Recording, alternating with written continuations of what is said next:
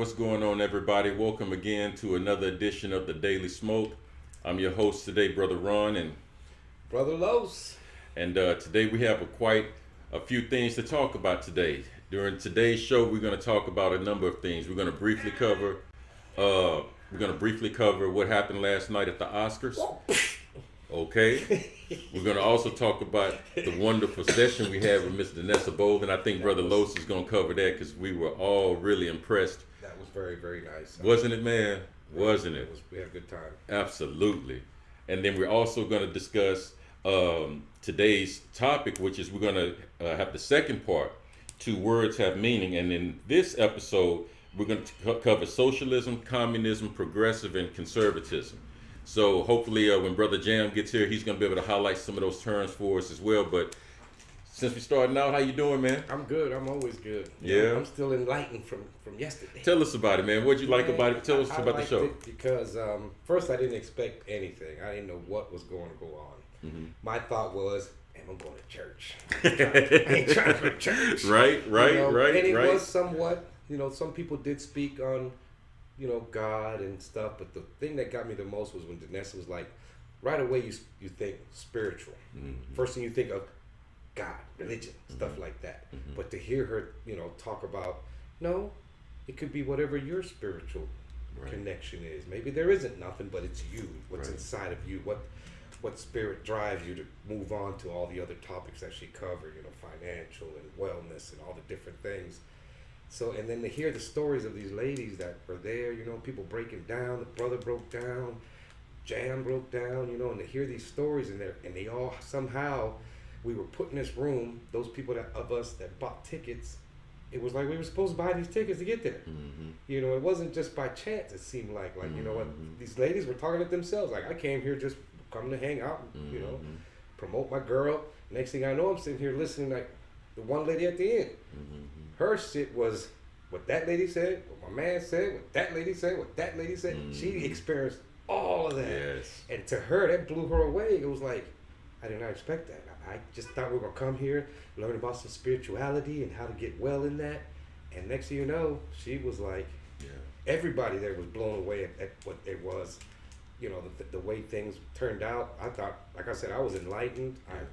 I got my grub on because the grub was right on time. I even got some of those, what was it, Nola baby seasonings. And she's coming back, right? She is. She's coming back on Wednesday. She's gonna be our guest on the Slap, the Smack, or an Act episode regarding what happened last night with Will Smith and Chris Rock. So she has an interesting take on it. So we're gonna let her pretty much run that show as a guest because she has a whole lot to say about that. You mean Chris Rock, bitch ass Will Smith, and whatever else you said? Because that's how I saw it. Bitch ass Will Smith, little bitch ass. What was your thought on it, man? What was your thought on it? Well, for one, if it wasn't an act, Mm-hmm. one, when you watch it, you laughed. Mm-hmm. You laughed at what that man said because, hey, it's all in good fun. Until your wife must have said, we don't know what she said, at least I haven't read that, what she said. Mm-hmm. Until she must have said, oh, you think that's funny? Then he felt some kind of way and went up there like, and then why I say bitch ass Will Smith is because if I slap Chris Rock, that nigga's gonna be on the ground. You're not the first person I heard say that. My mother been saying it all day. My mom been saying that. I mean, it was like, did you? For me, the way he slapped him, he looked like a little bitch. From way up here, no niggas come up way up here to slap a mug, And then he did that. I'm thinking, wait, is this an act? But then he started talking that, keep my wife's name out your mouth. He's lucky that wasn't me. Yeah. Because I would have replied, well, then you need to learn to keep your mouth off other niggas' dicks. Because then she just say how she cheated on that nigga. Oh, I would have. Oh man, they would have never invited me back to the Oscars ever. Ever. They'd have been like, they'd probably say, yo, you got to go, man. You got to go. See what happens when you get Mexicans and Puerto Ricans in the room? don't make me pull out my knife. Because that's our stereotype. We all got knives and shit, But see, now, on the one hand, I think there's probably about a 70% chance the whole thing was probably staged. That's my opinion. Okay. I think there's a good chance that it was staged. Now, if it wasn't staged, I mean, I give him at least a little bit of credit for standing up for his wife. Yeah, he laughed, but he looked over at her and he saw the look on her face like she wasn't smiling. Mm-hmm. She was looking straight dead. Mm-hmm. So he might have thought it was funny. He did. That was his initial reaction. I give it to you. Yeah. You know, you thought it was funny, but when you saw the look on your woman's face, you knew. Things changed, don't it? Because at that point, you like, oh, and then she saw you laughing too. You got to do something. No, you don't. Not in that atmosphere. For me, it's like... Let's have that conversation. What would you have done? You personally, what Me would personally? you have done? Let's have that conversation. That's difficult for me to say. Honestly, it's difficult for me to say. I probably would not have gone up on stage and smacked him. Okay. Because I'm of that mentality of there's certain things you don't do in certain situations. Okay. You know what I'm saying? And that wasn't the place for that. Okay. I get you, but you might have gotten angry. You saw the look on your woman's face. Of course, what man isn't going to get angry? And from what I understand, there was some history between him and Chris Rock as far as the jokes he makes about Will Smith and his family. Okay. Because I don't know if you remember a couple years ago, I want to say it was like 2015, 2016, him and Jada boycotted the Oscars because of them snubbing black creators, black actors, black directors, and all of that. So when they didn't attend the show, Chris Rock drug him. He came out. I think he was hosting that year, and he drug him. He spent almost a good chunk of his set making jokes about them. Yeah. And I think from what I understand, and I don't know if this is true or not, but from what I understand, he supposedly had a conversation with him about, man, don't make no more jokes about my family. Okay. Leave them alone. Like if you want to talk about me, that's fine, but just leave my family out of it. And my thinking is, if that conversation did take place, and so you already had this established understanding, don't put my family's name in your mouth. Everything that proceeds after that is appropriate. Fair enough. Don't put your family's shit all on the TV then. Fair enough again. Yeah. What's your point? And this What was was like you doing? this was like what, 5, 6, 7 years ago that happened. I mean, for me, it's like, look, man, that's the wrong place. Yeah. One, we hardly get any fucking Oscars. Why? We don't know. We know why. You know, Chris Rock has been doing it for a while, but you just acted a fool in front of all these people, man. That's going to give them more reason. You see why we don't do this? Look how they act. Right. You know, you got to put that in their head because maybe that's not the whole reason, which we know, but now, come on, man. You just made us look bad. That's all they're thinking. You just made us look bad. And the part that makes me sad, though, is that the part that you're not hearing is that Samuel L. Jackson won his first Oscar last night. Really? But you didn't even get to see it. Wow. Nobody's even talking about it. Wow. Samuel L. Jackson won his first damn Oscar. And how long has that man been acting? But he should have slapped Will Smith. Will Smith slapping and the whole thing with Chris Rock is overshadowing it. They didn't even air it on TV. That's unfortunate.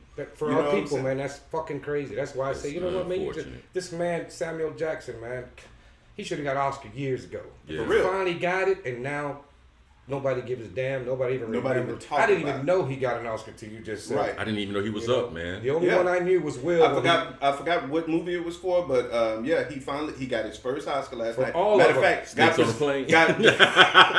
all of them. got presented to him by Denzel. Wow. Man. So and wow. But nobody's talking about that. Overshadowed because of the slap heard around the world. Wow.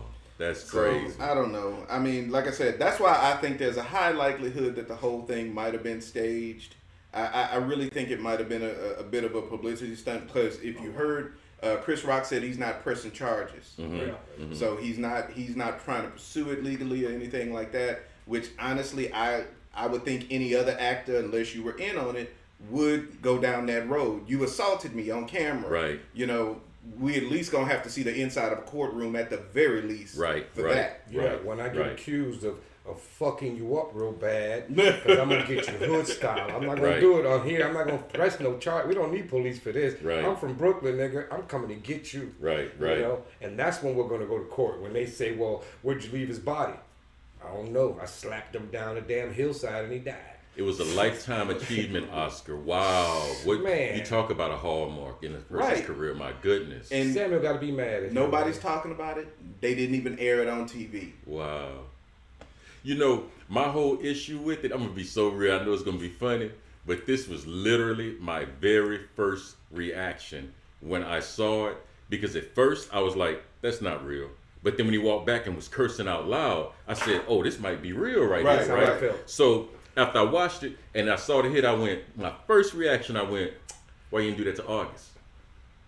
That was my first reaction. If you really all about the preservation of your wife's, character, integrity, and respect and honor in the community, why you didn't do that to August? You cried at the table, right? But you went and approached a man that you know is much smaller than you. You approached a man that you knew did not pose any physical threat to you. Right. For the last 5 years, everybody has gone in on Will Smith's family. I'm not saying it's right. Right. I'm saying this is the context. These are facts. These are facts. Right. You wouldn't have did that to 50.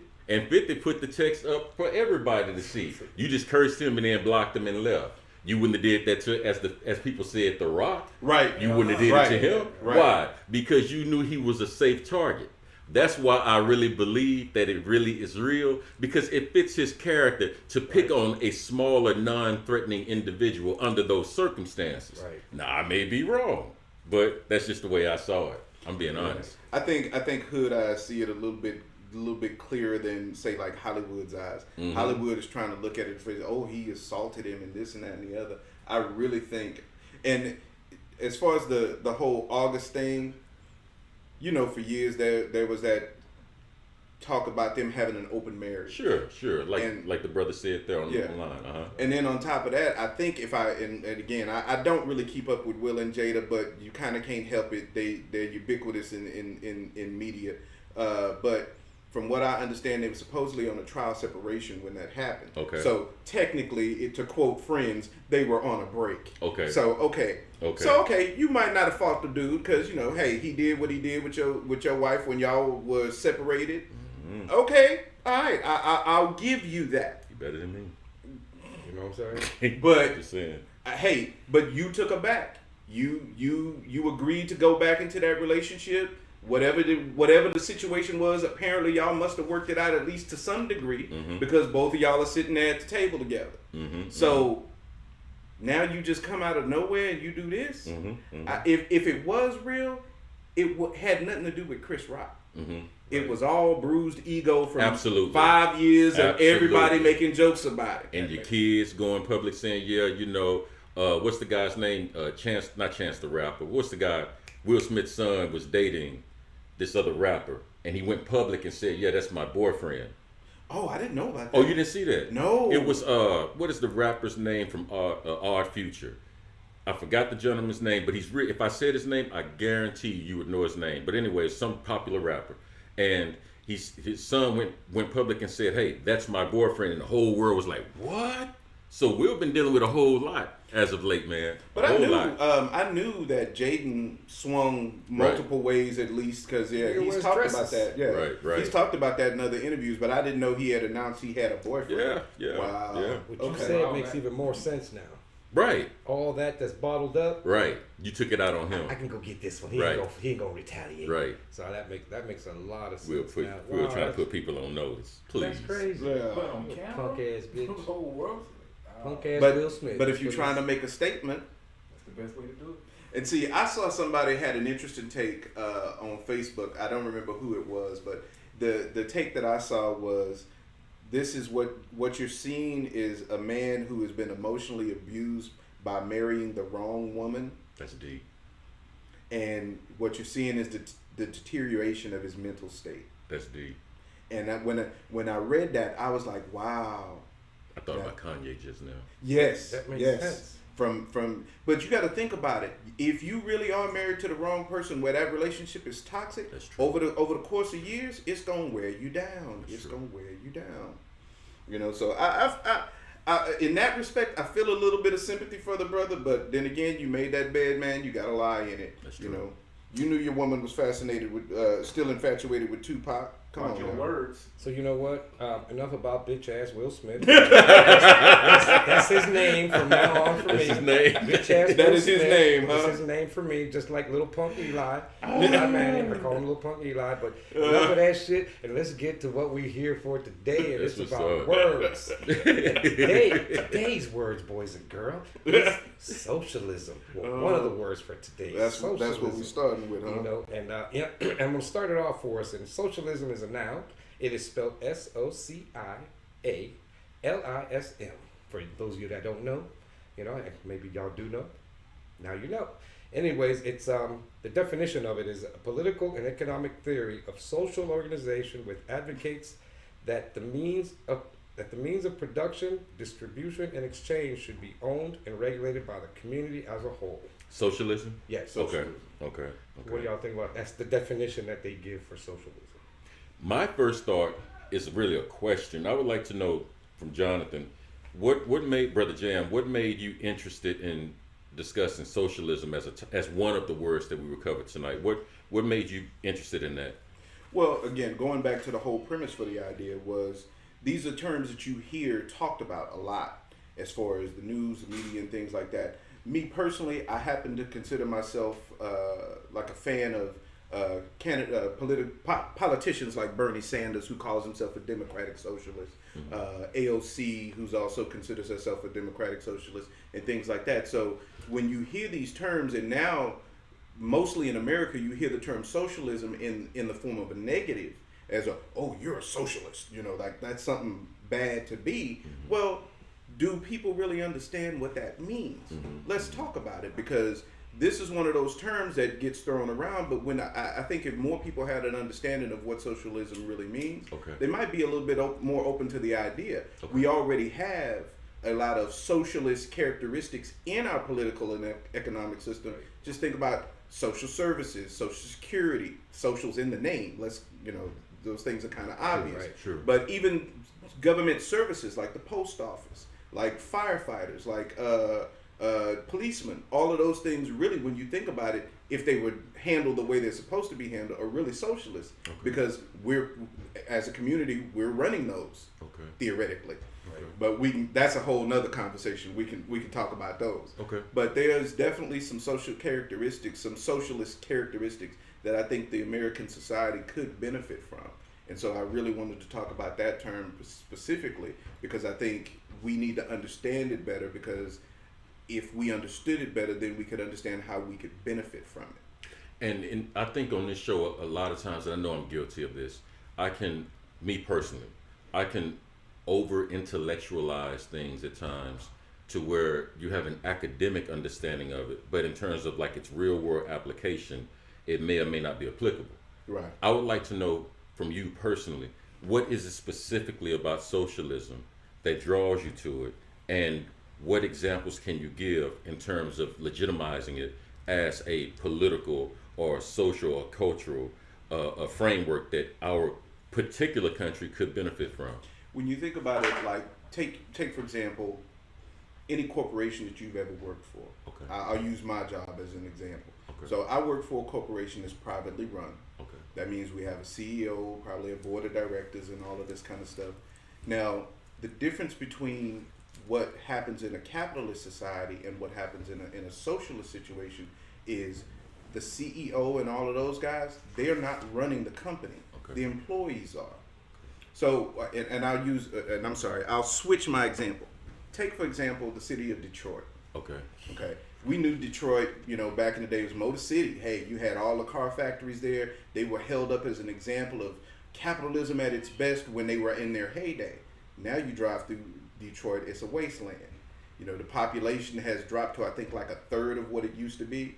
And so that city was destroyed. Why?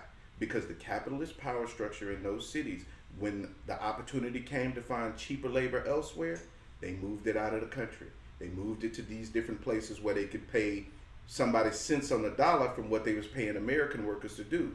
Now, in a socialist situation, where the employees are the one who actually have controlling stake in the company, would that have happened? No.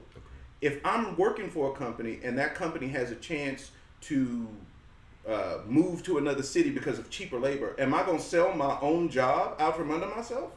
No, I'm not. I'm going to we as a collective would make that company, find a way to make that company still profitable, but keep our jobs and keep our benefits and everything else that we're there, that are there in our city. Okay. So I won't say that America needs to switch to a completely socialist system, but I think we need to look at our system we need to look at a system that's more of a hybrid between the two.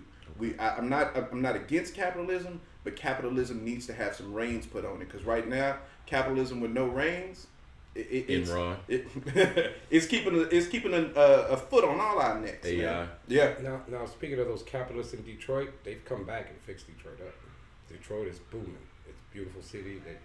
They've ran out all of us out of there and brought in, but they have restarted. If you go there now, it's You've been there. I What have you I seen? family Yeah. there. Okay. And I've seen, when I went there the first time, you could tell, like, ooh, man, everything boarded up. There's all kind. This is ghetto. Yeah. But now, man, it's like, I think the owner of the Red Wings bought 55 blocks of the downtown area. Okay. Put a new arena in, and they just been going. They got casinos. They got, now where we used to live is a bunch of rich people now, and they're doing that everywhere.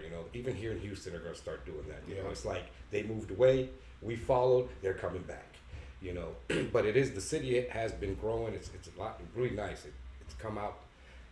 The last time I went, it's like, man, it's a whole different city than it was. My son-in-law, when he came here, he remembered going around Houston saying, I ain't never seen so many help wanted signs in my life, because he was there when it was nothing. Now he has a little business going. He's making some decent money. People are working.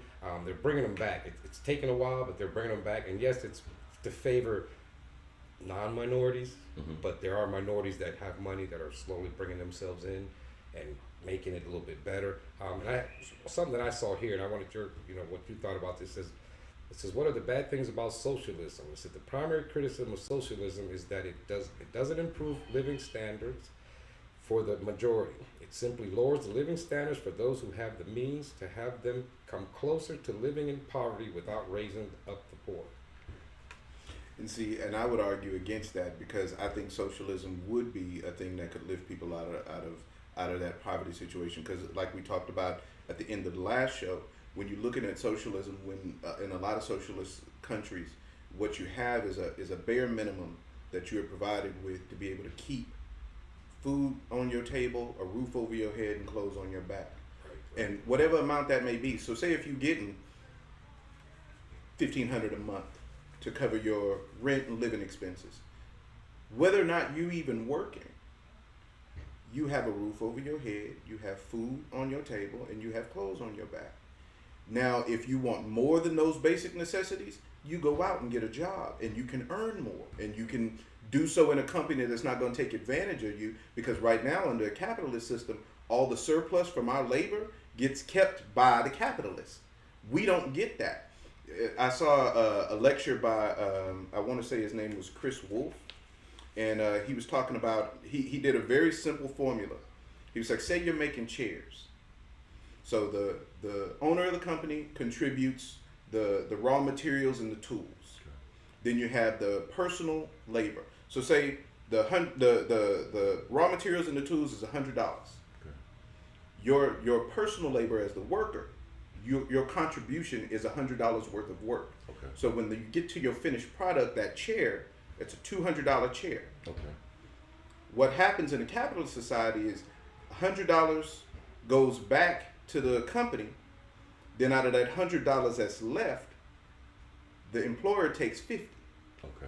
So you're not even getting the full benefit of the effort that you put into that production. Okay. We're not even talking about where the capitalists got the raw materials to begin with. That's a whole nother conversation. Okay. But you're not even getting the full benefit of your work. That surplus income, by the design of the capitalist system, you lose as the employee.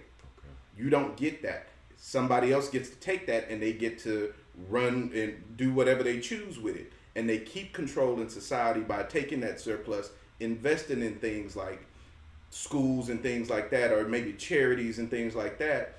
So you wind up, whereas those decisions could be made by the community as a whole, you get all of that power and control left in the hands of a few individuals. Okay. But isn't it okay to get half when I'm getting a free house, free food?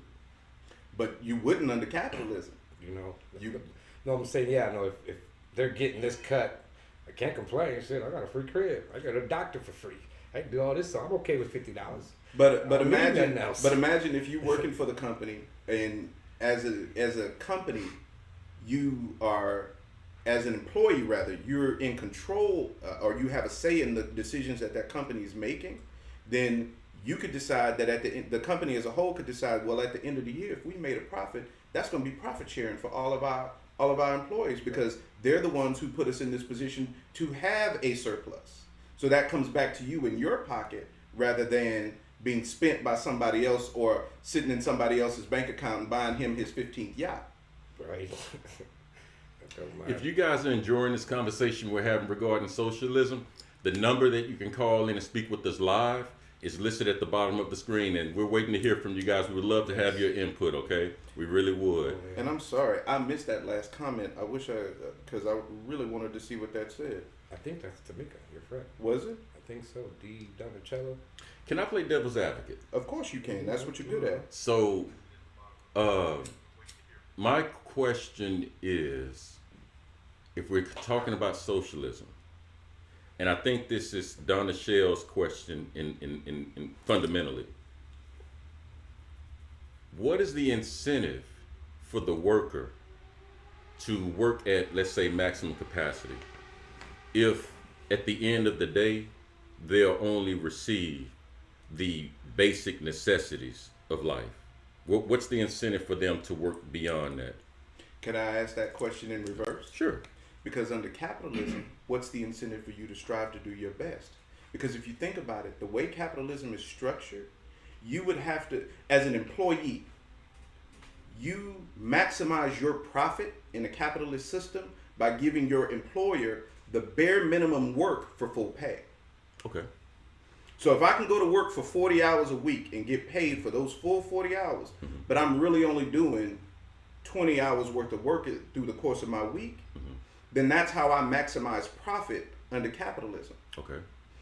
Under a socialist system, you're encouraged to maximize profit because you have a stake in the company. Okay. So like I said before, to use that profit sharing example, if at the end of the year the company's turned a profit, or the end of the quarter, however often you might do it, at the end of the quarter, if that company's turned a profit, I know that that's going to result in more money in my bank account, not because somebody's decided to share it with me, but because my work has earned that. And then if you see your fellow employees slacking off, you're gonna be like, man, you cutting into my money. You better get on your shit. Right. So that's and of course, I'm not an idealist. I don't believe that any one system is perfect or has all the answers. That's why I say I do believe in a hybridized system.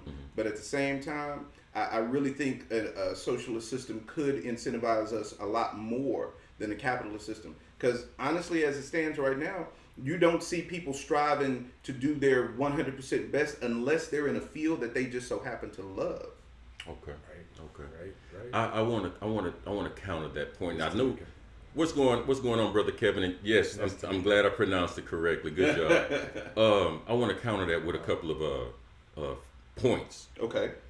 Number one, I lived in England, and I saw socialized medication. Okay. I'm sorry, socialized healthcare, and the NHS in England is on life support. They are trying to move to our system of healthcare, the non-Obamacare, if you will. You gotta pay for it. Okay, that's very interesting. Privatized. That's number one. So when we were talking, and I lived there, and I was like, "What is so bad about socialized healthcare?" And what you'll find is most of the people have really huge, big complaints about it. Really? Oh yes, they say that the wait time, the quality of care.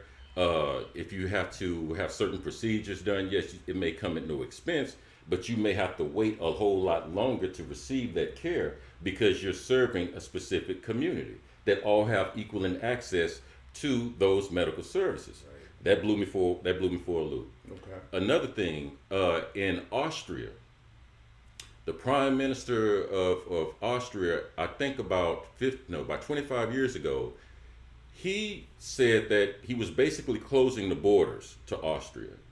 And the reason he did it was because he felt like Austria, because they had a socialized political healthcare system, they could not afford to have individuals from Kosovo or that was running from war across their borders because they were such a small country that it would put a strain on them to have more individuals not contributing to the economy or couldn't contribute to the economy entering this country and further making it what would appear to be kind of like a welfare state. Okay. All right. So I'm not saying you're wrong. I'm just pointing out the issues, the complaints that people have had against socialism. What about Canada?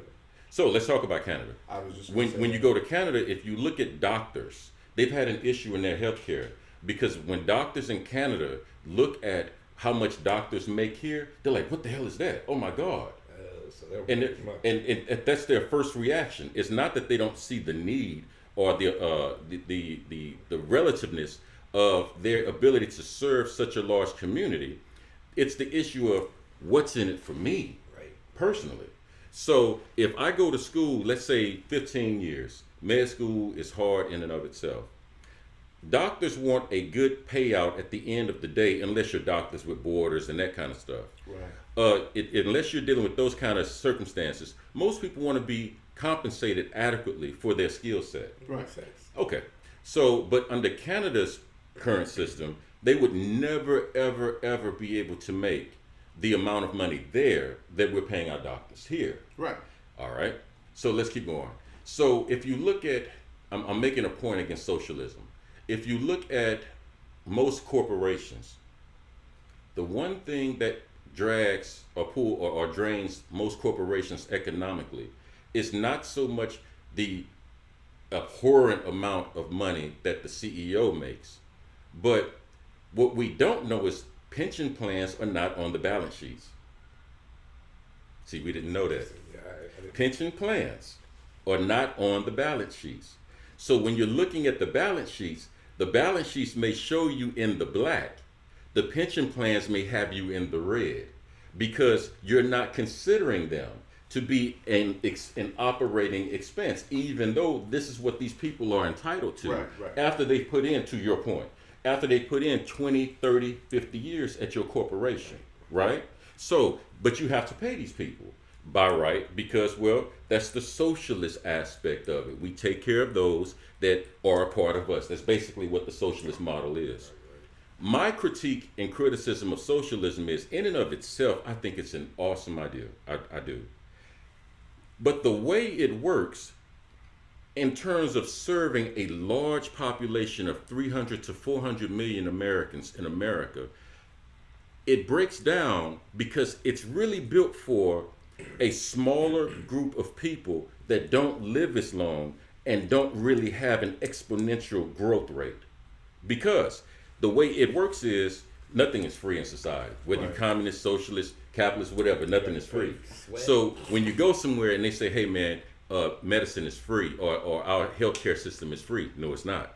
Because that got paid by high taxes. If you go to England, if you go to Austria, go to Canada, look at their tax rates. You do pay higher taxes. And if you look at most people in America, whenever you start talking about voting for a president, what's the first thing they talk about? Don't raise taxes. You understand? Taxes. But I see the necessity of it if you're going to have Medicare and Medicaid. I understand that. I get that. But the question is that the issue is you can't have it both ways because money just doesn't fall out of the air. You mentioned that Detroit was rebuilt 50-something blocks by some owner of the Red Wings or whatever. Okay, let's look at that. Socialism says, hey man, that wouldn't have been an issue if we had equally distributed the goods and resources throughout the working and non-working classes. No problem. But when that failed in terms of the capitalist model of Detroit, look who saved Detroit. The private sector. The owner of the Red Wings. That's the person that built the capitalist. That's the capitalist. That's the person that built the homes. That's the person that brought the jobs. That's the person that took the risk. That's why most capitalists receive such a large amount of compensation because they're taking the risk. The worker only has to show up to work. That's all you got to do. Just show up to work. Don't get hurt. Don't talk back. Follow these rules. Which I think is messed up, but That's just. But the capitalists created the problem in the first place. Okay, so let's talk about that. If you look at socialism, socialism puts a whole lot of responsibility and trust more into the government just beneath communism. Because you're looking at a centralized government that is still sharing the wealth, meaning, hey, if you can't pay your rent or if you can pay your rent, hey, we'll take care of you. But the government doesn't exist in and of itself with a vacuum with these inexhaustible resources. Right. It's the people working, paying taxes into the system. But the people that are working, paying taxes, work for the private sector, not the government. So the government is receiving a large amount of taxes from the private sector to fund their socialist administration of the resources. That's important, because that's why I say I think we really are spoiled little children in America. Because if you go to most of the countries around the world, you've been around, brother, as well as I believe Lavelle is watching, he's been around this, and around the world. If you, as we talked about last show, if you look at the abuses of capitalism, America ranks bar none, top of the line. Yeah, right, for sure. But the first thing you also see when you're flying into Charles de Gaulle Airport in France, when you're flying into London, England, when you're flying into Dubai, and you just look around at the landscape, everything looks very similar. Right. That's socialist ideology. Even if there's not a socialist system, that's socialist ideology. And it's not really easy on the eyes, to be honest with you. When you come into America, the first thing you see, mansions, high buildings, high rises, large areas of land that aren't even being used. Right. You also see ghettos, grottos, whatever you want to call them. You have that huge dynamic of, in terms of human prosperity, if you will. Now, is one better than the other? I'm not arguing that. Right. I'm really not. I'm not arguing that at all. I'm just saying, let's look at the opposite end of the conversation, Right. if that makes sense. And like I said, I do understand that no one system is going to solve all our problems. I don't believe that capitalism is inherently evil, and I don't believe that socialism is inherently holier than thou and just great. But I do believe that as an American, we have been taught to look at socialism only under a negative light. Absolutely. Only socialism is right there with communism. That's a bad word. Right. Only within the last probably 20, 30 years have you started to see this kind of resurgence and a re-interest in the ideas of socialism. Absolutely. Again, referring to that lecture that I watched by Charles Wolfe, he said there was a time in his career, because he talks about the problems with capitalism. Sure. So there was a time in his career where he was not getting invited to talk anywhere. Mm-hmm. The only thing he could do was, because he's a professor, the only thing he could do was talk about it in his classes. Okay. Say now, he's had to limit himself to 4 trips a month, because he's constantly getting invited to different universities, different symposiums and things like that, to talk about these problems with capitalism. So now you have a generation who, whereas say our generation, we grew up where the Cold War was still a thing. Communism and socialism were bad words. Sure. But this younger generation, they don't have that same stigma. Sure. They're more willing to sit back and say, okay, what is this idea? What is it talking about?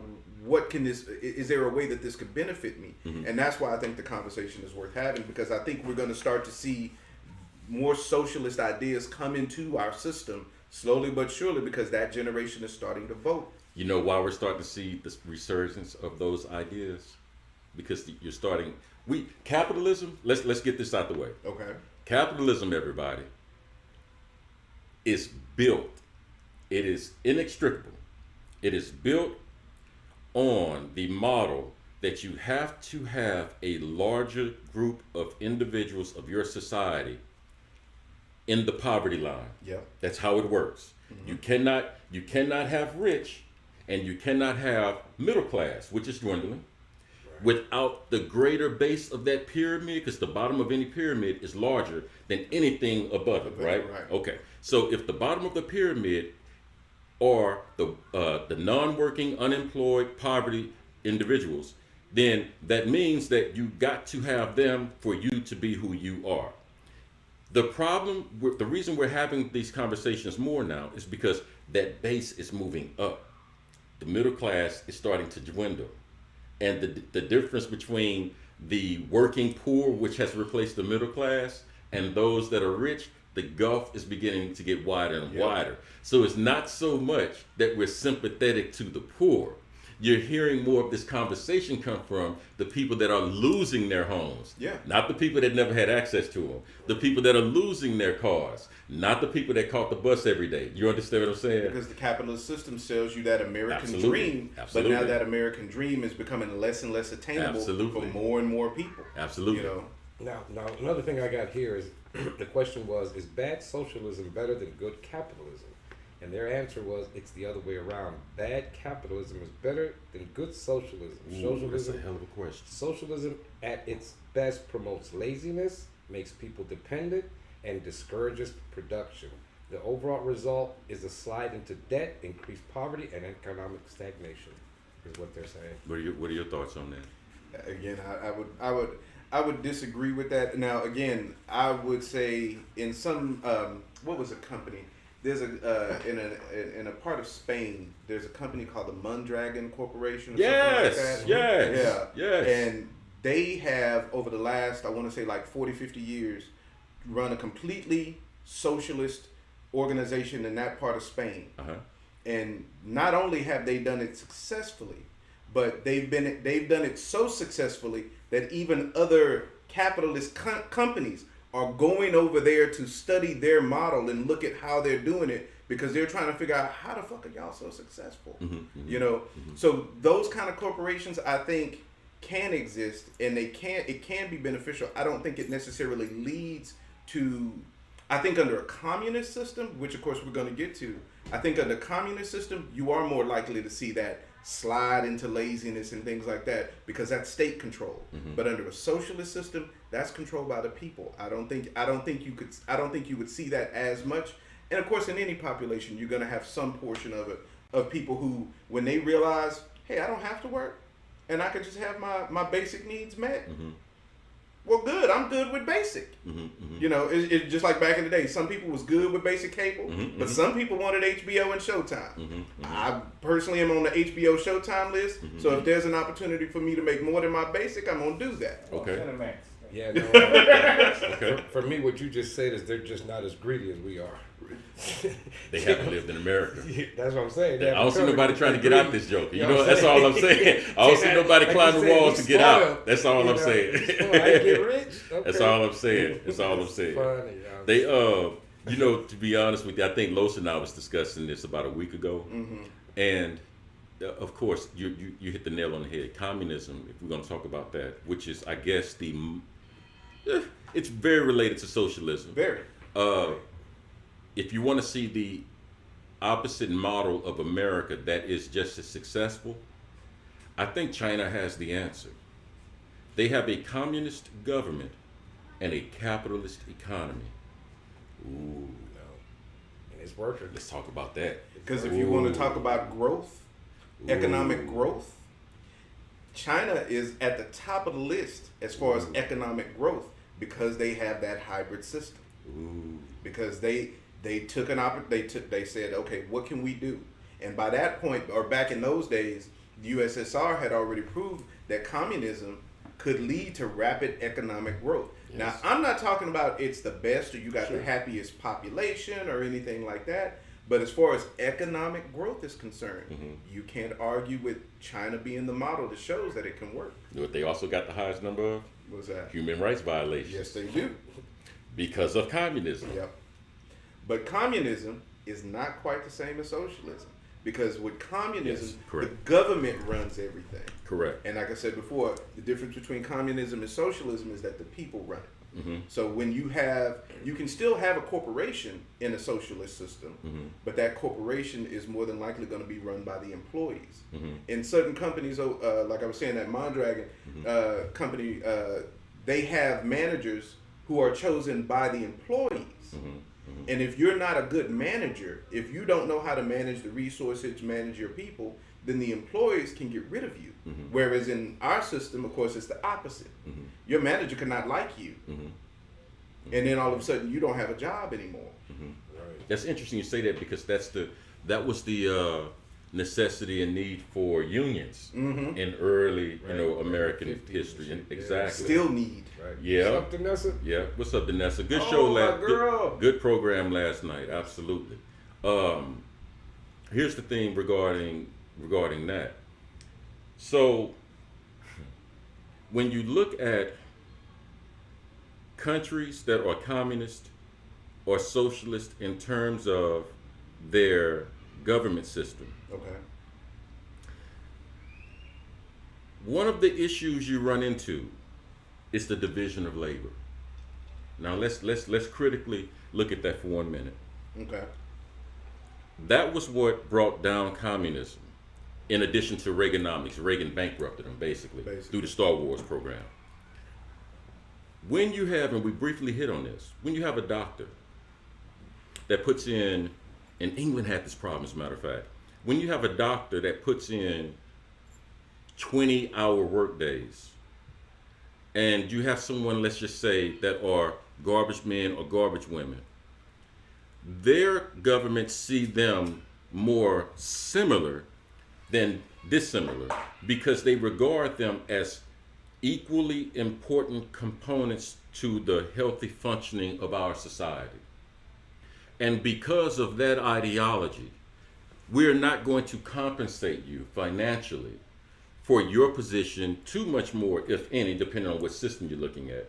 Whether you're a doctor, a president, well, president's different. A doctor, a lawyer, a garbage person, a teacher, a cop, right?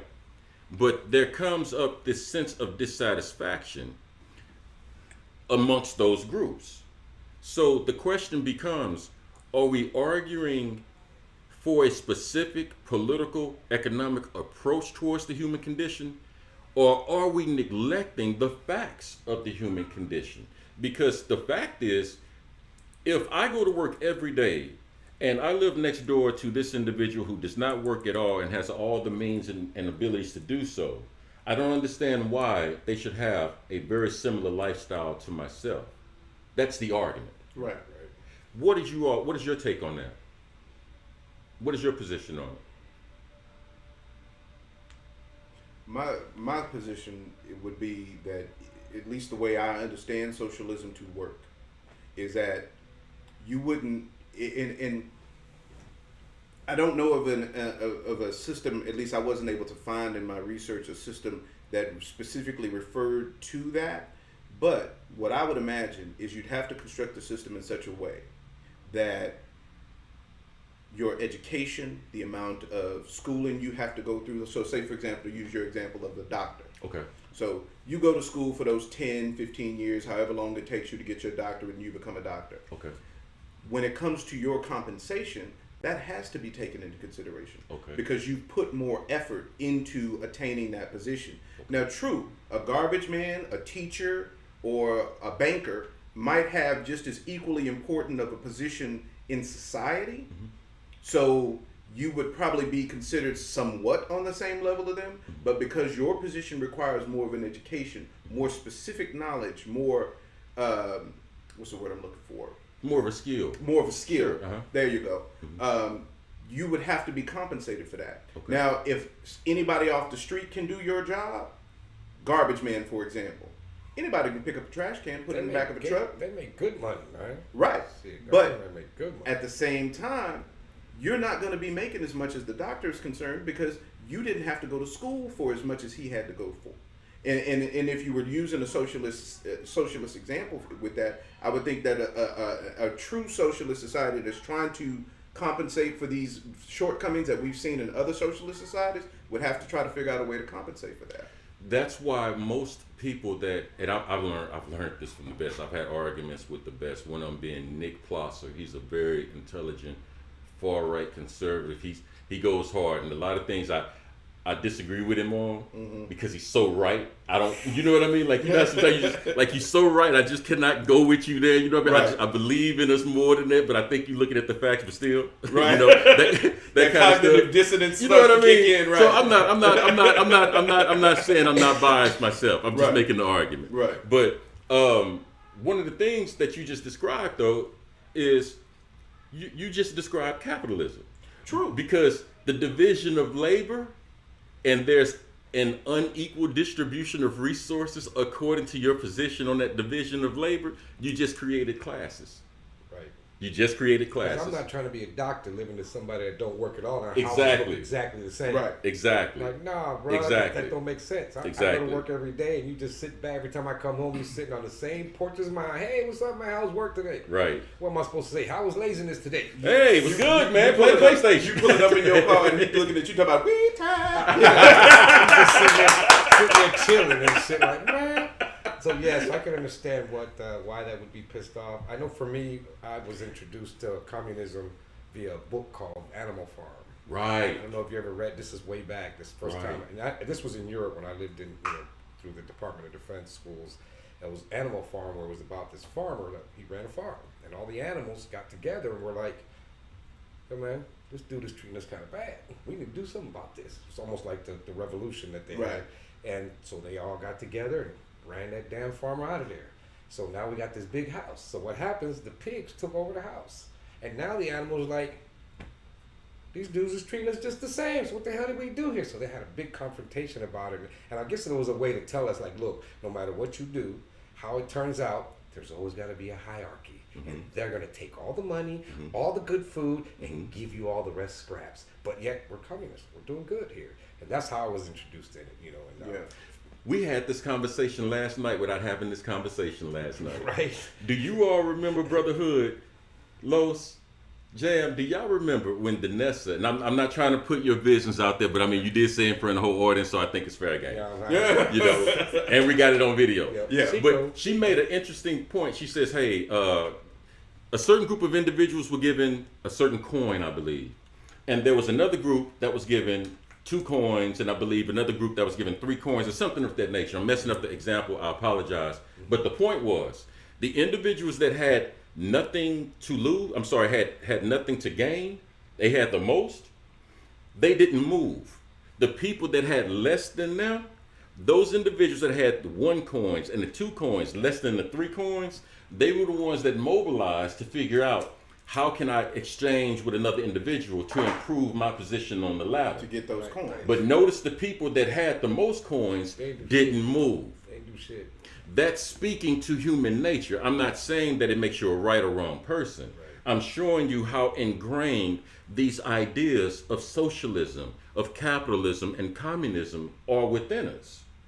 So the question becomes, if I have nothing to gain, everything to lose, and I'm at the top of the pyramid, to your point, Los, why should you I? don't rock the boat? Why should I? Right. You know, I'm just throwing it out there. I'm not. I mean, there's objections to that, of course, and I'm going to listen. Right. But that's the point. That's pretty much how it is. I mean, if I got it already, I ain't trying to give you none of this. Why am I going to give you some so you can be up here with me? Give it yourself. And that's the thing. That's interesting. Yeah, that's. It's I mean, very she learned interesting. from what I remember. I remember that conversation she had, and she had to think to that herself. Absolutely. Like, I didn't. She didn't realize that she did that automatically. Right. And then realized I didn't try to help these people. That's kind of messed up. It's like I should have tried to help these people. Right. Yeah. But your first instinct is, I got 10 coins, and I'm supposed to. Man, let them worry about that See shit. what I mean?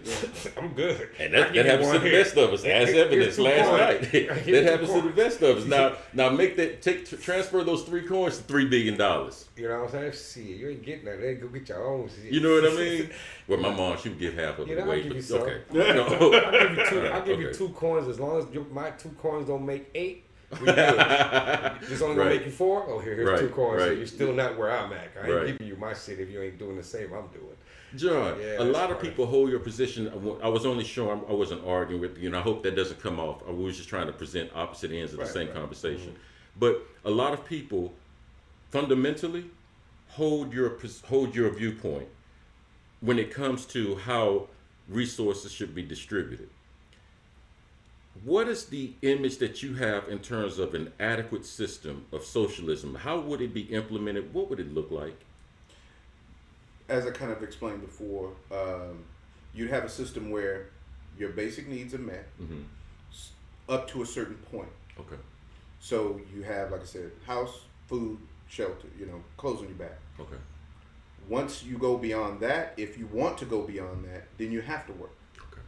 So if you, like I said, you want more than basic cable, you better get up and go to work. You want weed time?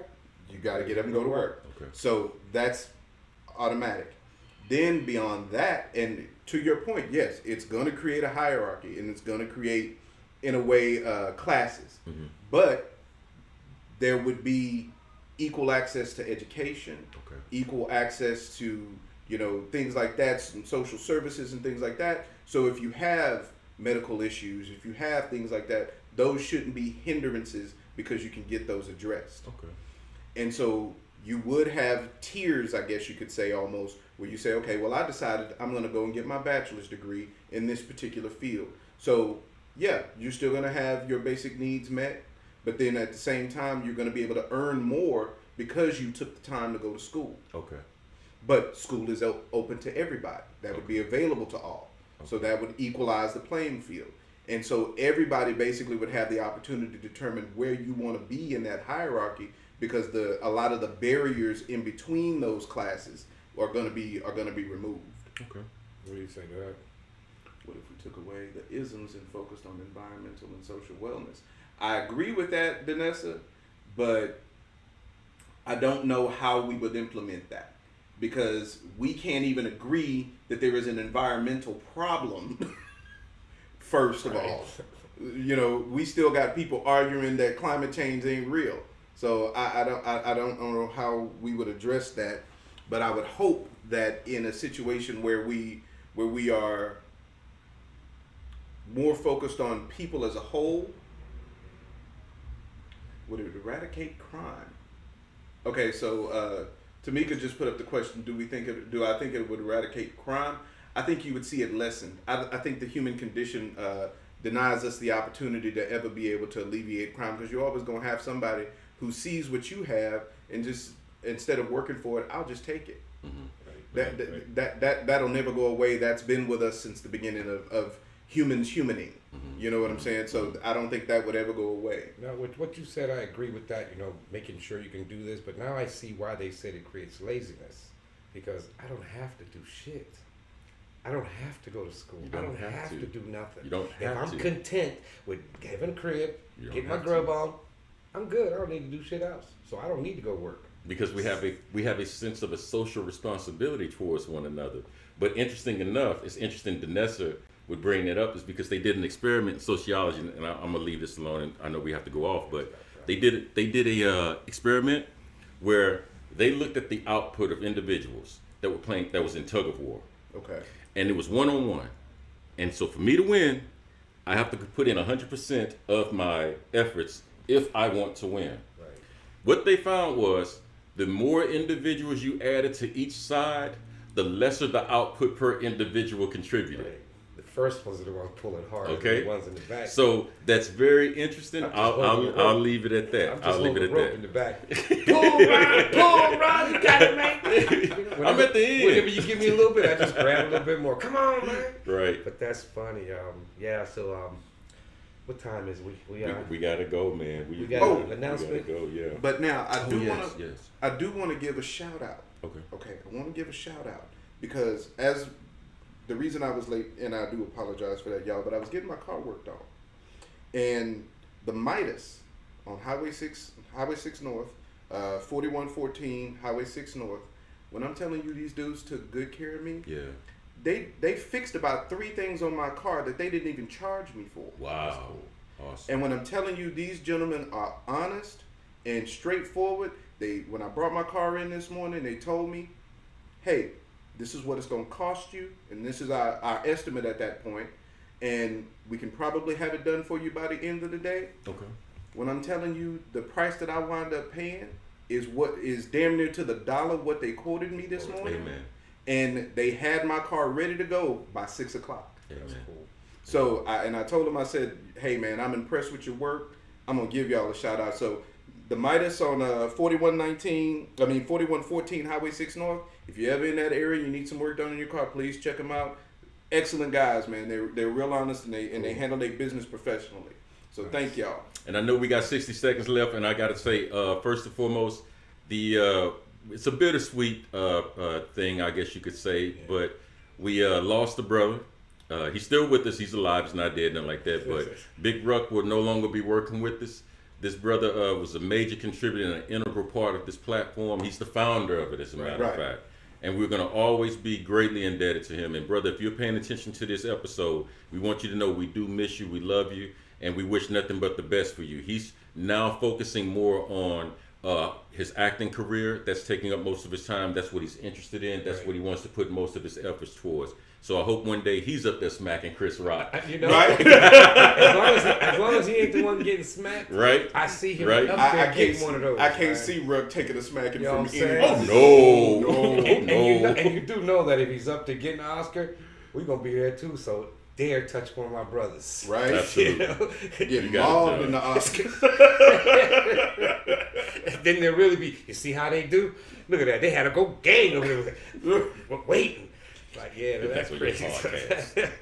Wolfed in for life, man. But yeah, we wish the best of luck, man. Like I said, I know I'm going to see my brother up there getting an Oscar. Absolutely. Yeah, absolutely, man. Absolutely. Yeah. And shout out to Miss Danessa Bowling. You don't know. She'll be here Wednesday. Oh, she's Wednesday. Oh, and she's talking about what happened with Chris Rock. Yes. Oh, yes. Oh, yes. I'm looking forward to Plus, it. we're going to wrap up. We're going to, talk about what we saw yesterday, what we witnessed. So, yeah, she'll be back on Wednesday. Awesome. So, I know she's watching. So, hey, we waiting for Can't wait to have you back. I'm going to have my powder ready. Got my black glove on. My black glove on. And that's a shoot you. You know she from New Orleans. She will shoot you. Y'all gotta be. I gotta be from New Orleans that they shoot you. Your knife got knives. It's a gun load. They ain't gonna be good. Just turn us off. They ain't gonna be good. Just turn us off. Unless I'm one of those that I can pew pew pew pew pew pew pew. Okay, Jedi. All right. Right. So, all right, we're going to wrap this up for y'all. Thank you again for joining us and much appreciated. All love to everybody who's out there watching. We're glad you decided to join us. Danessa, looking forward to seeing you again. Had an awesome time. Amazing food, and the seasonings was on point, sister. Please check her out. She's got her own seasoning line. Hope you get to join us on Wednesday when she comes on.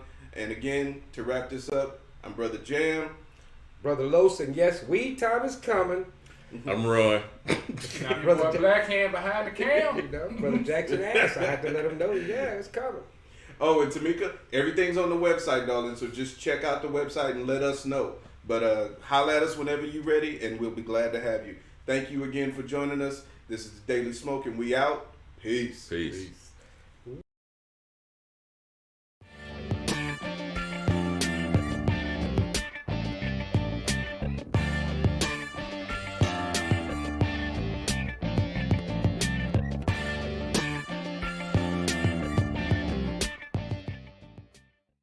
Weed time.